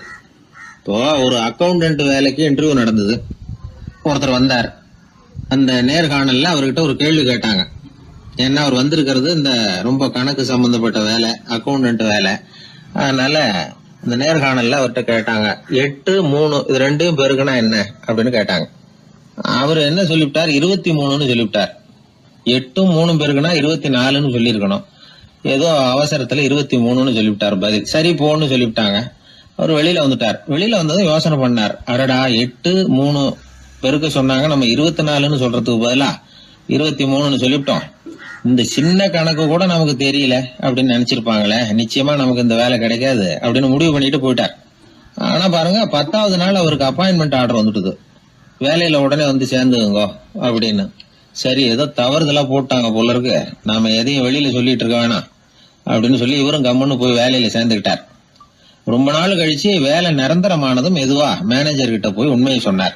சார், அன்னைக்கு நேர்காணல்ல இன்டர்வியூல 8-3 இத பெருக்குனா என்ன விடை அப்படின்னு கேள்வி கேட்டீங்க. நான் தவறுதலா 23ன்னு சொல்லிவிட்டேன். நீங்களும் தவறுதலா எனக்கே அப்பாயின்மெண்ட் ஆர்டர் அனுப்பி வச்சுட்டீங்க அப்படின்னார். இப்ப மேனேஜர் சொன்னார், அப்படி இல்லப்பா, அன்னைக்கு வந்து நேர்காணலுக்கு வந்த அத்தனை பேருகிட்டையும் இதே கேள்வியை கேட்டோம். அத்தனை பேர் சொன்னதிலேயும் நீங்க சொன்ன பதில் தான் நியரஸ்ட் கரெக்ட் ஆன்சர். கிட்டத்தட்ட சரியா இருந்தது, நீ சொன்னதுதான், உங்களுக்கு இந்த வேலையை கொடுத்தோம் அப்படின்னு அவர் சொன்னாராம். அதனால வந்து வாழ்க்கையில துல்லியம் ரொம்ப முக்கியம். அதை புரிஞ்சுக்கிட்டு நம்முடைய வாழ்க்கை பாதையை அமைச்சுக்கிட்டோம்னா நம்ம வாழ்க்கையில வெற்றி நிச்சயம். ஒரே ஒரு ஊரில் ஒரு ராஜா இருந்தார், ரொம்ப நல்லவர். ஒரு நாள் அரண்மனையில் விசாரணை நடந்துகிட்டு இருக்குது. அதில் ஒரு வழக்கு. ஒரு விவசாயி வந்து புகார் கொடுக்குறார். என்ன புகார்னா, அவர் வயலில் ஆடுகள் வந்து மேய்ஞ்சி பயிரை அழிச்சுட்டுது. நிறைய உழைச்சி செலவு பண்ணி பயிரை உண்டாக்கி வச்சுருந்தேன், எல்லாம் போயிட்டுது. இனிமேல் நான் என்ன செய்யறது, நீங்கள் தான் சரியான தீர்ப்பு வழங்கணும் அப்படின்னார் அந்த விவசாயி. அந்த ஆடுகளுக்கு சொந்தக்காரர் யாருன்னு கண்டுபிடிச்சி அரண்மனைக்கு அழைச்சிட்டு வாங்கன்னு உத்தரவு போட்டார் ராஜா. சேவகர்கள் போனாங்க, ஆளை கண்டுபிடிச்சாங்க, கூப்பிட்டுக்கிட்டு அரண்மனைக்கு வந்துட்டாங்க. ராஜா விசாரணை பண்ணார். அப்புறம் விசாரித்து முடிச்சுவிட்டு தீர்ப்பு வழங்கினார். இந்த விவசாயி அடைந்திருக்கிற இழப்புக்கு ஈடாக உன்னுடைய ஆடுகளை அவங்ககிட்ட கொடுத்துட வேண்டியது அப்படின்னு சொல்லிவிட்டார். உன்கிட்ட இருக்கிற ஆடு பூரா அவன்கிட்ட கொடுத்துரு, அந்த ஆட்டுனால் ஏற்பட்ட இழப்பு சரியாக போட்டோம் அப்படின்னு தீர்ப்பு வழங்கிட்டார். அந்த மன்னருடைய மகன் இதை பார்த்துக்கிட்டே உட்காந்துருந்தான். இந்த தீர்ப்பை இன்னும் கூட சிறப்பாக வழங்கலாமே அப்படின்னு நினச்சான். அப்பா கிட்ட சொன்னான். உடனே அந்த அரசர், சரி நீயே இதுக்கு சரியான தீர்ப்பு சொல்லு அப்படின்னார். அந்த இளவரசன் தீர்ப்பு சொல்கிறான். அவன் சொன்ன தீர்ப்பு என்னன்னா, உங்ககிட்ட இருக்கிற ஆடுகள் எல்லாத்தையும் 1 வருஷ காலத்துக்கு அந்த விவசாயிகிட்ட ஒப்படைச்சிட வேண்டியது. அந்த 1 வருஷத்துக்குள்ள அந்த ஆடுகள் போடுற குட்டிகள், பால், எரு எல்லாம் விவசாயி எடுத்துக்க வேண்டியது. 1 வருஷத்துக்கு அப்புறம் உங்களுடைய ஆடுகளை நீங்களே திருப்பி வாங்கிக்க வேண்டியது. இதுதான் இளவரசன் சொன்ன தீர்ப்பு. இது சரியான தீர்ப்பு தான். இனிமேல் என்னுடைய அரச பொறுப்புகளை இளவரசர் வசம் ஒப்படைக்கிறேன் அப்படின்னு சொல்லி ஒப்படைச்சுட்டாராம். அதாவது தாவூத் நபி, சுலைமான் நபி இவர்களுடைய சரித்திரத்தில் இந்த சம்பவம் காணப்படுறதாக ஒரு நண்பர் சொன்னார். ஒரு தண்டனையை பெறுகிறவன் அதுக்கு பிறகு சமூகத்தில் நல்ல விதமாக வாழறதுக்கு வாய்ப்பு இருக்கிறது மாதிரி அமையணும் தீர்ப்பு. அதுக்கு இது ஒரு உதாரணம். சில தீர்ப்புகள் எப்படி அமைஞ்சு விடுதுன்னா, ஒரு தண்டனையை அனுபவித்து முடித்தவன் அதுக்கப்புறம் அவன் இந்த சமூகத்தில் நல்லவனாக வாழறதுக்கு நினச்சா கூட அதுக்கு தகுதி இல்லாதவன் அப்படிங்கிற அளவுக்கு சூழ்நிலை அமைஞ்சிருது. இது சிந்திக்க வேண்டிய ஒரு செய்தி. இன்னொரு ஊரில் ஒரு ராஜா இருந்தார். அவர் ஒரு நாள் ஒரு போட்டி வச்சார். என்ன போட்டின்னா, அரண்மனை வாசலில் ஒரு பெரிய நீச்சல் குளம், அதில் நிறைய விஷப்பாம்புகள். எந்த இளைஞன் துணிச்சலாக அதில் நீச்சல் குளத்தில் குதித்து நீந்தி கரையேறி வர்றானோ அவனுக்கு 100 ஏக்கர் நிலம் பரிசாக வழங்கப்படும். அது வேணாம்னா 1000 ஆடுகள் பரிசாக வழங்கப்படும். அதுவும் வேணான்னா என்னுடைய மகளை வந்து கல்யாணம் பண்ணிக்கலாம். இதுதான் மன்னருடைய அறிவிப்பு. பரிசுலாம் நல்லா தான் இருக்குது, இருந்தாலும் பாம்புகள் உள்ள குளம்ங்கிறது நல்லா இல்லையே. அதனால் யாரும் அதில் குதித்து நீஞ்சறதுக்கு முன் வரல. இருந்தாலும் திடீர்னு ஒரு இளைஞன் அந்த நீச்சல் குளத்தில் குதிச்சான், நீந்தினா ஒரு வழியாக கரையேறி வந்துட்டான். மன்னருக்கு ரொம்ப மகிழ்ச்சி. நீ தான் தைரியமான இளைஞன், வா இப்படின்னு கூப்பிட்டார். கிட்ட வந்தான். அந்த இளைஞன் தண்ணீர் சொட்ட சொட்ட வந்து நிற்கிறான். சரி, உனக்கு 100 ஏக்கர் நிலம் வேணுமான்னு கேட்குறார். வேண்டாங்கிறான். சரி, அப்படின்னா 1000 ஆடுகள் வேணுமான்னு கேட்குறார். அதுவும் வேணாங்கிறான். ஓ, அப்படின்னா என் பொண்ணை கல்யாணம் பண்ணிக்கிறியா அப்படின்னு கேட்குறாரு. அதுவும் வேணாங்கிறான். ராஜாவுக்கு ஒன்றும் புரியல. அப்படின்னா உனக்கு என்ன தான் வேணும் அப்படிங்கிறார்.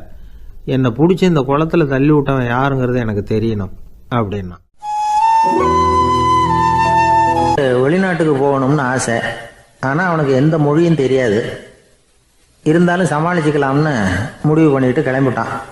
ஏதோ ஒரு தேசத்துக்கு போய் சேர்ந்தான். அங்கே அவனுக்கு யாரையும் தெரியாது. அவங்க என்ன மொழியில் பேசிக்கிறாங்க அப்படிங்கிறது கூட புரியல. என்ன பண்ணுறதுன்னு யோசனை பண்ணிட்டு ஒரு இடத்துல நின்றுக்கிட்டு இருக்கிறான். எதிர ஒரு பெரிய கட்டிடம், நிறைய பேர் உள்ளே போயிட்டு இருக்கிறாங்க. இவனும் அவங்க பின்னாடியே உள்ளே போனான். ஒரு பெரிய அறை, அலங்காரம்லாம் பண்ணி வச்சுருக்கிறாங்க. நிறைய பேர் சாப்பிட்றதுக்காக உட்காந்துருக்குறாங்க. இவனுக்கு நல்ல பசி, அதனால் இவனும் உட்காந்தான். சாப்பாடு போட்டாங்க, சாப்பிட்டான். அன்பான உபசரிப்பு. இவன் மனசு உள்ள நினச்சிக்கிட்டான், இது ஏதோ அரசருடைய அரண்மனை மாதிரி தெரியுது, இன்னைக்கு ஏதோ விருந்து நடக்குது, நல்ல வேளை நம்ம பசியும் தீர்ந்தது அப்படின்னு நினச்சிக்கிட்டே நிமிர்ந்து பார்க்குறான். சாப்பாடு பரிமாறினவன் எதிரில் ரொம்ப பணிவோடு முதுகை வளைச்சி வணக்கம் தெரிவித்தான். இவனும் எழுந்திரிச்சு நின்று முதுகை வளைச்சி வணக்கம் தெரிவித்தான். ரொம்ப நன்றின்னா. அவன் ஒரு சீட்டை இவன் கையில் கொடுத்தான். இவன் அதை வாங்கி பார்க்குறான், என்ன எழுதியிருக்குன்னு ஒன்றும் புரியல. சரி, இந்த நாட்டில் தங்களுடைய நன்றியை சீட்டில் எழுதி தான் கொடுப்பாங்க போல இருக்கு அப்படின்னு நினச்சிக்கிட்டு மறுபடியும் நன்றின்னா. ஆனால் அவன் காசை கொடுங்கன்னா. ஏன்னா அது ஒரு ஹோட்டல், இவன் சாப்பிட்டதுக்கான பில் அது. இவன் அதை புரிஞ்சிக்கவே இல்லை. நன்றின்னு அந்த சீட்டில் எழுதி கொடுக்குறாங்க போல இருக்கு அப்படின்னு நினச்சிக்கிட்டு அதை வாங்கி சட்டை பையில் பத்திரமா வச்சுக்கிட்டு பரவாயில்லைங்க ரொம்ப மகிழ்ச்சின்னா. ஒரு வெளிநாட்டுக்காரனுக்கு இவ்வளவு தூரம் மரியாதை பண்ணுறீங்களே, எங்கள் ஊருக்கு போனதும் உங்களை பற்றி நிறைய சொல்லுவேன் அப்படின்னா. இவன் என்ன சொல்கிறான்னு அவனுக்கு புரியல. இவனை பிடிச்சி அழைச்சிட்டு போய் முதலாளி முன்னாடி நிறுத்தினான். நாம் சொன்னதில் இவனுக்கு ரொம்ப பெருமையாக இருக்கணும் போல இருக்கு, அதுதான் பெரிய இடத்துக்கு அழைச்சிட்டு வந்திருக்கிறான் அப்படின்னு இவன் நினச்சிக்கிறான். அவரும் பில்லுக்கான பணத்தை கொடுங்கிறாரு. பரவாயில்லைங்க ரொம்ப மகிழ்ச்சி நன்றிங்கிறான் இவன். அவரு பார்த்தார், இவனை நீதிமன்றத்துக்கு அனுப்பி வச்சுட்டார். இவன் என்ன நினச்சிக்கிட்டான், நம்மளை இந்த ஊர் ராஜா முன்னாடியே அழைச்சிக்கிட்டு வந்து நிறுத்தி இருக்கிறாங்க போல இருக்கு, என்ன ஒரு பெருந்தன்மை அப்படின்னு நினச்சிக்கிறான். நீதிபதி சொன்னார், சாப்பிட்டதுக்கான பணத்தை கொடுத்துரு, இல்லைன்னா அதுக்கான தண்டனையை அனுபவிக்க வேண்டி இருக்கும்னார். ராஜாவே நமக்கு நன்றி சொல்கிறாரு போல இருக்கு அப்படின்னு நினச்சிக்கிறான் இவன். என் மகிழ்ச்சிக்கு எல்லையே இல்லைங்க அப்படின்னா. அவர் பார்த்தார், இவனுக்கு தண்டனை கொடுக்க வேண்டியது தான் அப்படின்னு முடிவு பண்ணார். உடனே தீர்ப்பு எழுதினார். இவனை கழுதையில் பின்புறமாக உட்கார வைங்க, இவன் ஒரு மோசடிக்காரன் அப்படின்னு ஒரு போர்டு எழுதி அவன் கழுத்தில் மாட்டுங்க, அப்புறம் அந்த கழுதையை ஊர் பூரா விரட்டுங்க அப்படின்னார். இவனுக்கு தான் மொழி புரியலையே, ஏதோ நடக்குது அப்படிங்கிறது மட்டும் புரியுது. எல்லாரும் சேர்ந்து இவனை ஒரு கழுதை மேலே உட்கார வச்சாங்க. ஓஹோ, நம்மளை பாராட்டி ஒரு ஊர்வலம் நடத்துகிறாங்க போல இருக்கு அப்படின்னு நினச்சிக்கிறான் இவன். எல்லாரும் சத்தம் போட்டுக்கிட்டே கையை தட்டிக்கிட்டு கழுதை பின்னாடி ஓடி வர்றாங்க. இவனுக்கு ரொம்ப உற்சாகமாக இருக்குது. எல்லாருக்கும் கை கூப்பி வணக்கம் சொல்லிக்கிட்டே போகிறான். கூட்டத்தில் திடீர்னு ஒரு தெரிஞ்ச முகம் தெரியுது. அவனுடைய தேசத்தை சேர்ந்த ஒரு ஆள் அவன். அவனை பார்த்ததும் இவனுக்கு ரொம்ப உற்சாகம். நம்ம ஊருக்கு போனதும் இங்கே நமக்கு கிடைச்ச மரியாதையெல்லாம் உண்மைதான்னு சொல்கிறதுக்கு ஒரு சாட்சியும் கிடைச்சிட்டுது அப்படின்னு நினச்சிக்கிறான். அவனை பார்த்து கத்தனான், நல்லா பார்த்துக்க, இந்த ஊர் மக்கள் எனக்கு எப்படிப்பட்ட வரவேற்பு கொடுக்குறாங்கங்கிறத நல்லா கவனிச்சுக்கோ அப்படிங்கிறான். அவனுக்கு அவமானமாக போட்டுது. தலையை குனிஞ்சிக்கிட்டே நழுவி போயிட்டான். இவன் பார்த்தான், அவன் தலை தெரியல. ஆகா, அவனுக்கு நம்ம மேலே பொறாமை போல இருக்கு, அதனால தான் காணாமல் போயிட்டான் அப்படின்னு நினச்சிக்கிறான்.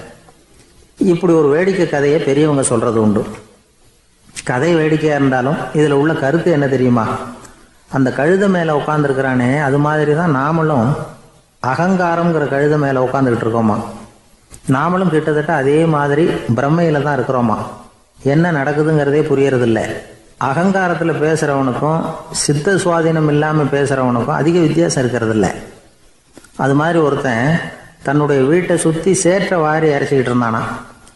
அந்த வழியாக வந்த ஒரு பெரியவர் அதை பார்த்துருக்கார். என்னப்பா பண்ணிகிட்டு இருக்கிற அப்படின்னு கேட்டாராம். கழுதைகளை விரட்டிக்கிட்டு இருக்கிறேன் அப்படின்னானா. இங்கே கழுதைகளே காணுமே அப்படின்னாரான் அவர். அதுதான் ஏற்கனவே விரட்டி விட்டனே அப்படின்னானா இவன். ஆஃபீஸை முடிஞ்சு வீட்டுக்கு போகிற சமயத்தில் ஒருத்தர் கடைக்கு போய் ஸ்வீட் வாங்கினார். சரி, வீட்டுக்கு பிள்ளைங்களுக்கு தான் வாங்கிட்டு போகிறார் அப்படின்னு மற்றவங்க நினச்சாங்க. அவர் அப்படி செய்யலை. அந்த இடத்துலையே பொட்டலத்தை பிரித்தார். திருட மாதிரி அப்படியே சுற்றி ஒரு தரம் பார்த்துக்கிட்டார். யாரும் தெரிஞ்சவங்க இல்லைங்கிறத முடிவு பண்ணிவிட்டு அவசரமாக அதை அப்படியே போட்டு முழுகிவிட்டு கையை தொடச்சிக்கிட்டு நல்ல பிள்ளை மாதிரி நடந்து போக ஆரம்பிச்சிட்டார். அவர் யாருன்னா, அவரோட பிரச்சனை எல்லாருக்கும் தெரியாது, சில பேருக்கு தான் தெரியும். அதாவது அவர் உடம்பில் சர்க்கரை இருக்குதுன்னு டாக்டர் சொல்லிவிட்டாராம். அதனால் வீட்டில் சர்க்கரையே இவர் கண்ணில் காட்டுறதில்ல. அதனால் இவர் யார் கண்ணிலையும் படாமல் இப்படிப்பட்ட வேலைகள்லாம் செய்கிறது வழக்கம். யாருக்கும் தெரியாமல் இப்படி ஸ்வீட்டை வாங்கி சாப்பிட்டுட்டு அவர் பாட்டுக்கு போயிடுறது. இப்படிப்பட்டவங்களுக்கெல்லாம் கொஞ்சம் ஆறுதலான தகவல் இன்றைக்கி. அது என்னென்னா, நாம் சாப்பிட்ற சர்க்கரைக்கும் நம்ம உடம்பில் உள்ள சில கோளாறுகளுக்கும் அப்படி என்ன தான் சம்மந்தம் இருக்குது. இதை பற்றி சமீபத்தில் சில ஆராய்ச்சிகள்லாம் நடந்திருக்குது. ஏன்னா சர்க்கரைன்னாவே விஷம் மாதிரி அதை பார்க்குறவங்களும் சில பேர் உண்டு. சின்ன பிள்ளைங்களுக்கு வயத்தில் பூச்சி உண்டாகிறதுலேருந்து பெரியவங்களுக்கு நீரிழிவு வர்ற வரைக்கும் எல்லாத்துக்கும் சர்க்கரை தான் காரணம்னு சொல்லிகிட்டு இருக்கிறோம். ஆனால் அந்த அளவுக்கு பயப்பட வேண்டிய அவசியம் இல்லை அப்படின்னு சொல்கிறாங்க. சர்க்கரை வியாதி, இருதய நோய், பித்த நீர்ப்பை நோய், இதெல்லாம் சில நோய்கள்லாம் நாம் சாப்பிட்ற சர்க்கரைக்கும் தொடர்பு இருக்குன்னு நினைக்கிறோம்.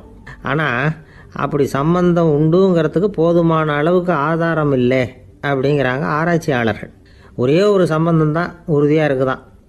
அதுவும் இந்த பல் சிதைவு அப்படின்னு இருக்கு இல்லையா, அந்த சர்க்கரை சாப்பிட்றதுக்கும் இந்த பல் சிதைவுக்கும் சம்பந்தம் இருக்குது அப்படிங்கிறத மட்டும் உறுதியாக சொல்கிறாங்க.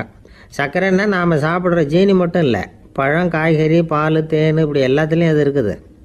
கேரட்டு கொடுக்குற சத்தில் 88% சர்க்கரை, ஆப்பிள் கொடுக்குற சக்தியில் 95% சர்க்கரை. இது ஜீனி சர்க்கரை, இது ஆப்பிள் சர்க்கரை அப்படிங்கிற வித்தியாசம்லாம் உடம்புக்கு கிடையாது. ரெண்டுமே உடனடியாக சக்தி கொடுக்குது. ஒரு ஸ்பூன் சர்க்கரையில் 16 கலோரி தான் சத்து இருக்குது. அதிகமாக சர்க்கரை சாப்பிட்டா நீரிழிவு வந்துருங்கிறது தப்பான ஒரு அபிப்பிராயம். டயபெட்டிஸுங்கிறது ஒரு மெட்டபாலிக் டிசார்டர், அவ்வளவுதான். அதாவது நாம் சாப்பிட்ற சர்க்கரையை நம்ம உடம்பு திறமையாக உபயோகப்படுத்திக்க முடியல அப்படின்னு அர்த்தம். அதனால தான் அதிகமாக இனிப்பு வேணாம்னு சொல்கிறோம். ஏற்கனவே உடம்பால் முடியாத ஒன்றை மறுபடியும் அது தலையில் சுமத்தி அதிகமாக வேலை வாங்க வேணாமே அப்படிங்கிறதுக்காக தான். ஆகாரத்தில் அதிகமாக சர்க்கரை இருந்தால் அதனால் உடனே சர்க்கரை வியாதி வந்துடும்ங்கிறதுக்கு விஞ்ஞான ரீதியாக போதுமான ஆதாரம் இல்லை.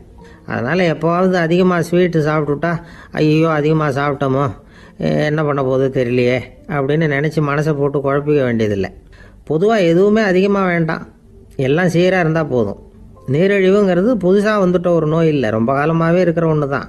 நம்ம முன்னோர்கள் இதை மதுமேகம் அப்படின்னு சொல்லுவாங்க. அதை கட்டுப்படுத்துறதுக்கு அவங்களே சில வழிமுறையை சொல்லி வச்சுருக்கிறாங்க. அது என்னென்னா வேறு ஒன்றும் இல்லை, இந்த பாவக்காய், முள்ளங்கி, அருகம்புல், அவ்வளவுதான். வெள்ளை முள்ளங்கி இருக்குல்ல, அதை வாரத்துக்கு 3 நாள் சாப்பிட்டுக்கிட்டு வாங்க. நூலுக்கோல் ரொம்ப நல்லது. இல்லைன்னா முள்ளங்கி சாறு 1 ounce சாப்பிட்டுட்டு வரலாம். ரத்தத்தில் சேர்கிற சர்க்கரை அளவு இதெல்லாம் கட்டுப்படுத்துது. சிறுநீரில் காணப்படுகிற சர்க்கரை அளவையும் சமநிலைப்படுத்துது. தினமும் ஆகாரத்தில் கோதுமை, கேழ்வரகு, வெந்தயம், கருவேப்பிலை, சோயாபீன்ஸ் எது கிடைக்குதோ சேர்த்துக்கலாம். இப்படிலாம் செஞ்சுக்கிட்டு வந்தால் அப்புறம் வீட்டுக்கு தெரியாமல் கடையில் போய் நின்றுக்கிட்டு ஸ்வீட் வாங்கி திருட்டுத்தனமாக சாப்பிட வேண்டிய அவசியமே உங்களுக்கு வராது. 2 ஆசாமிகள் கடற்கரையில் உட்காந்து சாவகாசமாக பேசிக்கிட்டு இருந்தாங்களாம். ஒருத்தர் சொன்னார், இன்னொருத்தருக்கு தெரியாமல் ஸ்வீட்டு சாப்பிட்றதே எப்பவும் இடைஞ்சல் தான் சார். நேற்றுக்கு பாருங்கள், அப்படி தான் சாப்பிட்டுக்கிட்டு இருந்தேன், வீட்டுக்காரி கண்ணில் போட்டுவிட்டுது, அதுக்கப்புறம் ஒரே ரகலையாக போச்சு அப்படின்னாரா. எனக்கு கூட அப்படி தான் சார் ஆகிட்டுது, ஒரே ரகலை அப்படின்னாரா இன்னொருத்தர். நீங்கள் சாப்பிட்டதும் உங்கள் வீட்டுக்காரங்க கண்ணில் போட்டுவிட்டுதா சார் அப்படின்னு கேட்டிருக்காரு இவர். அதுக்கு அவர் சொன்னாராம், அப்படி இல்லை சார், கடைக்காரர் கண்ணில் போட்டுவிட்டுதோ, நான் அவருக்கு தெரியாமல் அந்த ஸ்வீட்டை அவர் கடையிலேருந்து எடுத்திருந்தேன் அப்படின்னு விளக்கம் கொடுத்தாராம் இந்த ஆள். ஒரே ஒரு ஊரில் ஒரு பாதிரியார் இருந்தார். ரொம்ப நாள் சந்தோஷமாக வாழ்ந்தார். ஒரு நாள் அவர் மடத்து சமையல் அறையில் பாத்திரங்களை கழுவி துலக்கி சுத்தப்படுத்திக்கிட்டு இருந்தார். அந்த சமயத்தில் ஒரு தேவதூதன் அவர் முன்னாடி நின்னான். இவர் நிமிர்ந்து பார்த்தார். ஆண்டவர் என்னை உங்ககிட்ட அனுப்பியிருக்கிறார், பரலோகத்தில் வாசம் செய்யறதுக்கு உங்களுக்கு நேரம் வந்துட்டுது அப்படின்னு அந்த ஆள். ஆண்டவருக்கு என்னோட ஞாபகம் வந்ததுக்கு நன்றி.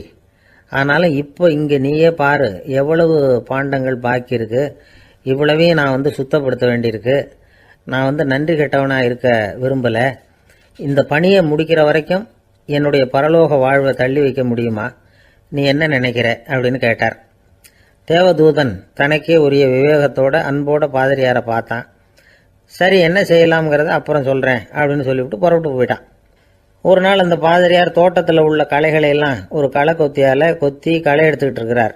அந்த சமயத்தில் இந்த தேவதூதன் மறுபடியும் அவர் முன்னாடி நிற்கிறான். பாதிரியார் பார்த்தார், இதை பாரு, இந்த தோட்டம் பூராவும் எவ்வளவு களை மண்டி கிடக்கு, பரலோகம் கொஞ்ச காலம் எனக்காக பொறுத்திருக்கலாம்னு நீ நினைக்கிறியா அப்படின்னு கேட்டார்.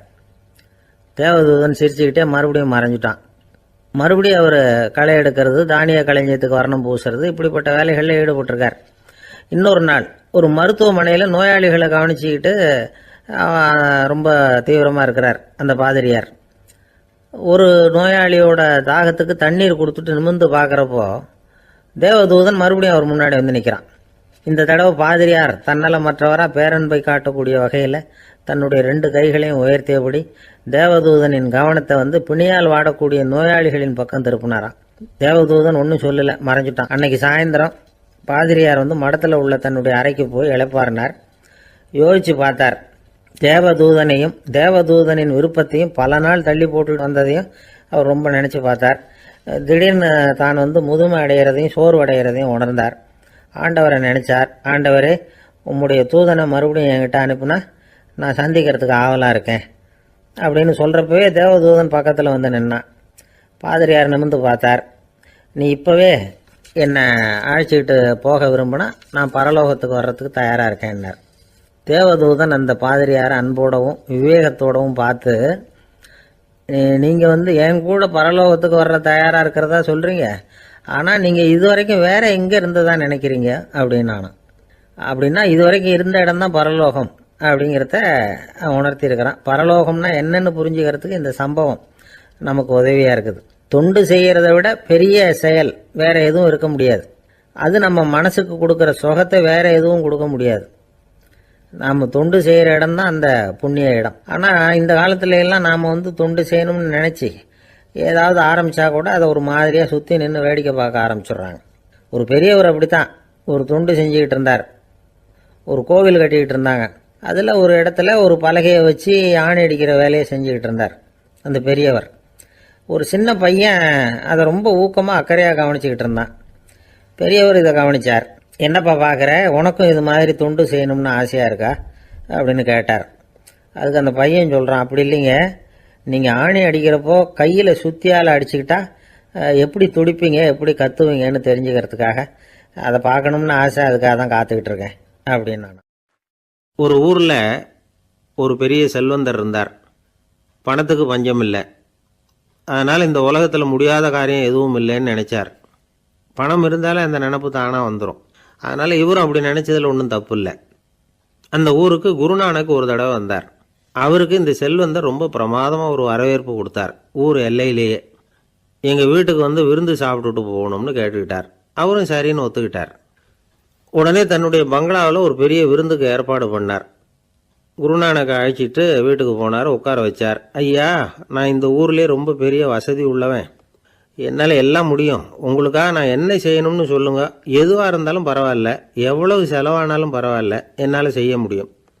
என்ன செய்யணும்னு சொல்லுங்கள், அது போதும், நான் செய்கிறேன் அப்படின்னு நான் ரொம்ப பணிவா. இதை கேட்டதும் குருநானக் சிந்திச்சார் கொஞ்ச நேரம். அதுக்கப்புறம் தன்னோட சட்டை பைக்குள்ளே கையை விட்டு ஒரு பழைய ஊசி ஒன்று எடுத்தார். அந்த செல்வந்தர்கிட்ட கொடுத்தார். இதை பாருங்கள், இவ்வளவு தூரம் நீங்கள் கேட்கறதுனால சொல்கிறேன். எனக்கு நீங்கள் செய்ய வேண்டிய உதவி இதுதான்னார். ஊசியை கையில் வாங்கிக்கிட்டு இதை என்ன செய்யணும்னு சொல்லுங்க அப்படின்னார் அவர். நீங்கள் செய்ய வேண்டியது என்னென்னா, இந்த ஊசியை பத்திரமா வச்சிருக்கணும். நாம் 2 பேரும் இறந்து போனதுக்கு பின்னாடி இன்னொரு உலகத்தில் நாம் சந்திக்கக்கூடிய வாய்ப்பு இருக்குது. அப்போ இந்த ஊசியை என்கிட்ட கொண்டாந்து கொடுக்கணும். இதுதான் நீங்கள் எனக்காக செய்ய வேண்டிய உதவி அப்படின்னார் குருநானக் லேசாக சிரிச்சுக்கிட்டே. இதை கேட்ட உடனே இந்த பெரியவர் முழிக்க ஆரம்பிச்சிட்டார். அது எப்படிங்க, நான் சாகிறப்ப எப்படி இந்த ஊசியை எடுத்துக்கிட்டு இன்னொரு உலகத்துக்கு வர முடியும்னார். ஊசி மாதிரி ஒரு சின்ன பொருளை கூட இந்த உலகத்தை விட்டு நாம் போகிறப்ப எடுத்துகிட்டு போக முடியாதுங்கிறப்போ உங்களோட செல்வத்தையெல்லாம் எப்படி அங்கே எடுத்துகிட்டு வர போகிறீங்க அப்படின்னு கேட்டார் குருநானக். அதுக்கப்புறம் தான் அந்த பெரியவர் யோசிக்க ஆரம்பித்தாராம். குருநானக் சொல்கிறார், இதை பாருங்கள், நாம் செய்கிற நல்லது கெட்டது தான் கடைசி வரைக்கும் நம்ம கூட இருக்கும். அடுத்தவங்க நல்லா இருக்கணுங்கிறதுக்காக பொருளை செலவு செய்யணும். அப்படி செய்யலைன்னா எந்த பிரயோஜனமும் இல்லை அப்படின்னார். அதுக்கப்புறம் தான் அந்த செல்வந்தரின் அறிவு கண் திறந்து தான். உடனே குருநானக்கை வணங்கினார். ஐயா, என்கிட்ட இருந்த ஆணவம் போயிட்டுது. இனிமேல் என்கிட்ட இருக்கிற செல்வத்தை நல்ல வழியில் செலவழிப்பேன் அப்படின்னாராம். நம்மக்கிட்ட இருக்கிற பணம் எப்பவும் நம்ம கூடவே வந்துக்கிட்டு இருக்காதுங்கிறதுக்கு இது ஒரு உதாரணம். அதுக்காக நாம் பணம் சேர்க்கறத பற்றி கவலைப்பட வேண்டியதில்லை, பேசாமல் படுத்து தூங்கிக்கிட்டு இருந்தால் போதும் அப்படின்னு இதுக்கு அர்த்தம் பண்ணிக்கக்கூடாது. முறையான வழியில் பணம் சேர்க்கணும், அதை முறையான வழியில் செலவு பண்ணணும். அதனால் ஏற்படக்கூடிய மன நிறைவு இருக்குது பாருங்கள், அது அனுபவித்தவங்களுக்கு தான் தெரியும். சொர்க்கத்துக்கு போகிறவங்க இங்கேருந்து பணத்தை எடுத்துகிட்டு போக முடியாது. ஆனால் நம்ம செல்வத்தை இங்கே மற்றவங்களுக்கு பயன்பட செய்து அதனால் ஏற்படுற புண்ணியம் இருக்குது பாருங்கள், அதை எடுத்துகிட்டு போக முடியுமா. இதுதான் ஆன்மீகவாதிகள்லாம் சொல்கிற கருத்து. ஜான் நியூட்டன் ஒருத்தர் அவர் சொன்னார், நான் எப்போவாவது சொர்க்கத்துக்கு போய் சேர்ந்தேன்னா அங்கே 3 அதிசயங்களை பார்ப்பேன்னார். என்னன்னு கேட்டாங்க. நான் யார் யார் இருக்க மாட்டாங்கன்னு நினச்சிக்கிட்டு இருந்தானோ அவங்களில் சில பேர் அங்கே இருப்பாங்க, அது ஒரு பெரிய அதிசயம்னார். சரி, அடுத்தது என்ன? 2வது அதிசயம் என்னன்னா, அங்கே இருப்பாங்கன்னு நான் எதிர்பார்த்த சில பேர் அங்கே இருக்க மாட்டாங்க.